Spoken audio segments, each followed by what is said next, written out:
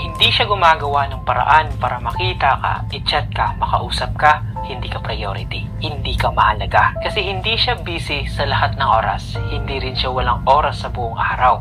Bakit? Nakakahanap siya ng oras para sa kaibigan, nakakahanap siya ng oras sa cellphone, nakakahanap siya ng oras sa mga bagay na gusto niya. Pero kapag ikaw ang usapan, biglang wala siyang time, biglang pagod, biglang maraming dahilan. Ang tao po na gusto kang makita, hahanap ng paraan, hindi ng dahilan. Hindi kailangan ng perfectong schedule, hindi kailangan ng willingness.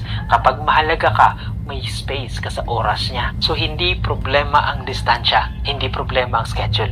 Ang problema kapag hindi ka kasama sa priority list niya. Dahil ang taong tunay na may pakialam, kahit gaano siya ka-busy, hahanap at hahanap siya ng maliit na paraan para makausap ka, para makita ka. Kaya wag mo nang ipilit ang sarili mo sa taong wala kang lugar sa oras niya. Hindi mo kailangang magmakaawa para sa presensya niya. Ang tamang tao kasi, hindi mo kailangang habulin. Kaya tandaan, kapag mahalaga ka, hindi ka hinahanap kapag convenient, kung may kailangan lang siya.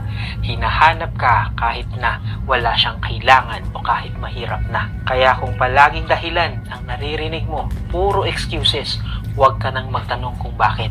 Kasi malinaw pa sa sikat ng araw ang sagot. Hindi ka priority, hindi ka mahalaga. Pero ang pinakamasakit na malalaman mo, hindi ka mahalaga kasi may priority siyang iba.